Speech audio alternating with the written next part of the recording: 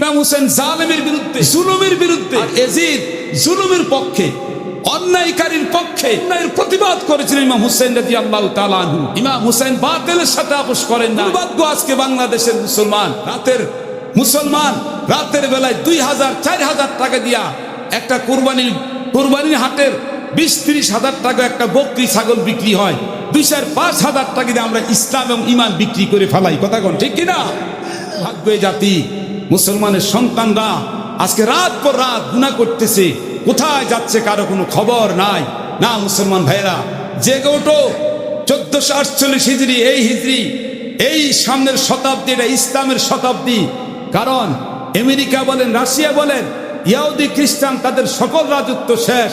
আগামী দিনের ভবিষ্যৎ ইসলামের দেশ। কথা বলেন ঠিক কিনা?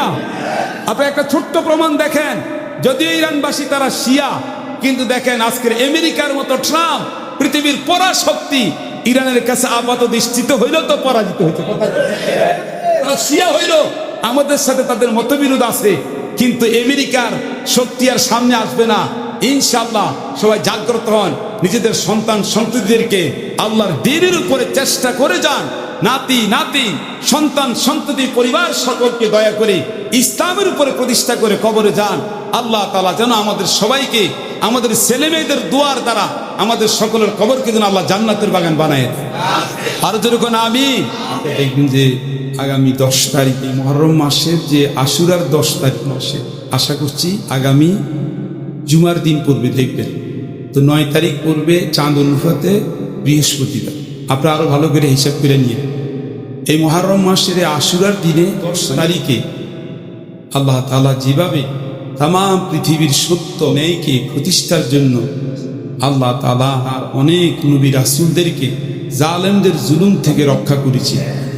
মুসা আলাইহিস সালামকে আল্লাহ তাআলা ফেরাউনের হাত থেকে সমুদ্রের মধ্যে রাস্তা তৈরি করে রক্ষা করেছিলেন। কি দিনে? মুহররম মাসের আশুরা, মুহররম মাসের এই 10 তারিখে হযরত আদম আলাইহিস সালামের তওবা কবুল করেছিলেন। এতে আসার পর 250 বা 350 বছর পর কান্নাকাটি করার পরে যেই দিন আল্লাহ আদম আলাইহিস সালামের তওবা কবুল করেছিলেন, দিনটা ছিল কি? মুহররম মাসের আশুরা। মুহররম মাসে কি 10 তারিখ বা আশুরা। আজকে এই মুহররম মাসের প্রথম জুমা, বিশেষ করে মুহররম মাসের আশুরাতে আমাদের প্রিয় রাসূলের প্রিয় দহিত্র কলিজার টুকরা নাতি ইমাম হুসাইন রাদিয়াল্লাহু তাআলা আনহু ইরাকের কারবালার ময়দানে ওনার পরিবারের, অর্থাৎ আল্লাহ রাসূলের পরিবারের সদস্যবিন্দু ইমাম হুসাইন রাদিয়াল্লাহু তাআলা আনহুর সাথে যারা ইসলামকে, দ্বীনকে প্রতিষ্ঠার জন্য সে মদিনা মক্কা থেকে ইরাকবাসী কুফাবাসীদের আমন্ত্রণে দাওয়াত দিয়ে তারা এসেছিলেন তিনি সেই কারবালার ময়দানে। ইরাকের কুফার পাশে যে কারবালা, জায়গাটার নাম কি? কারবালা। এই কারবালায় ওনাকে নির্মমভাবে যেদিন শহীদ করা হয়েছে ইমামুশ শুহাদা ইমাম হুসাইন রাদিয়াল্লাহু তাআলা, সেই দিনটাও ছিল কি? মুহররম মাসের আশুরা, এই 10 তারিখ। তো মুহররম মাসের আশুরা শুধু ইমাম হুসাইন রাদিয়াল্লাহু তাআলা আনহুর কারবালাটাই নয়, এখানে একটু স্মরণ রাখতে হবে। আমরা অনেকে শুধু মুহররম মাসের 10 তারিখকে শুধু কারবালা হিসেবেই জানি না। মুহররম মাসের 10 তারিখের অতীতের অগণিত ঘটনার সাথে ইমামে হুসাইন রাদিয়াল্লাহু তাআলা শহীদ হওয়াকে আরো উজ্জ্বল করেছে 10 তারিখের দিনটাকে। চিল্লায়ে কোন আলহামদুলিল্লাহ। ইমামে হুসাইন রাদিয়াল্লাহু তাআলা আনহু রাসূলুল্লাহ সাল্লাল্লাহু আলাইহি ওয়াসাল্লামের প্রিয় কলিজার টুকরা নাতি ফাতেমা রাদিয়াল্লাহু তাআলা আনহা, রাসূল পাকের পবিত্র কন্যা, সাইয়্যিদাতু নিসায়ে আহলি জান্নাহ, জান্নাতের সকল রমণীদের কি সর্দার হযরতে ফাতেমা রাদিয়াল্লাহু তাআলা আনহা, ওনার প্রিয় যে সন্তান তারা কি? রাসূল পাকের নাতি। কোন? রাসূল পাকের কি নাতি, যেটাকে আমরা দহিত্র বলি। হাসান এবং হুসাইন, হাসান এবং কি রাদিয়াল্লাহু তাআলা আনহুমা।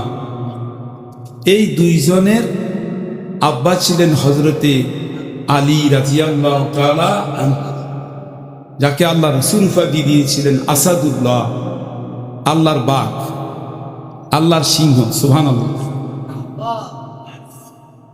আল্লাহর সিংহ হজরতে আলী ইবনে আবি তালিব, আলী রাদিয়াল্লাহু তাআলা আনহুর সন্তান, ফাতেমা রাদিয়াল্লাহু তাআলা আনহার পবিত্র দুই সন্তান হাসান এবং হুসাইন। এই দুইজনের মাঝে আবার বড় ভাই হচ্ছে হাসান রাদিয়াল্লাহু তাআলা আর ছোট ভাই হচ্ছে হুসাইন রাদিয়াল্লাহু তাআলা। দুইজনের মধ্যে বড়কে আর ছোটকে, দুজনই কিন্তু সুন্দর। হাসানও সুন্দর, হুসাইনও কি, এই নামের অর্থ কি, সুন্দর। আবারও বলেন, হাসান শব্দের অর্থ কি, হুসাইন অর্থ কি। হাসান মানে এমনি খুব সুন্দর, আর হুসাইন মানে খুব আদরের ছোট্ট একটা সুন্দর, একটু ছোট ভাই, 1 বছরের ব্যবধান। হুসাইন রাদিয়াল্লাহু তাআলা আনহু, হাসান রাদিয়াল্লাহু তাআলা আনহু, ওনাদেরকে রাসূলুল্লাহ সাল্লাল্লাহু আলাইহি ওয়াসাল্লাম এত মোহাব্বত করতেন, এত ভালোবাসা বাসতেন। রাসূলুল্লাহ সাল্লাল্লাহু আলাইহি ওয়াসাল্লাম বলেন, আল্লাহুম্মা ইন্নী উহিব্বুল হাসান ওয়াল হুসাইন ফাআহিব্বাহু মান ইউহিব্বুহুমা।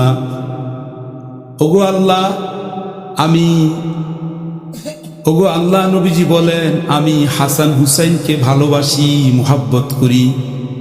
কিয়ামত পর্যন্ত আমার কলিজার টুকরা নাতি হাসান হুসাইনকে যারা মুহাব্বত করবে, আল্লাহ আপনি দয়া করে তাদেরকেও মুহাব্বত করিয়েন। হাসান হুসাইনকে মুহাব্বত করলে নবীজি খুশি হয়। সুবহানাল্লাহ। হাসান হুসাইনকে মুহাব্বত করলে আল্লাহ খুশি।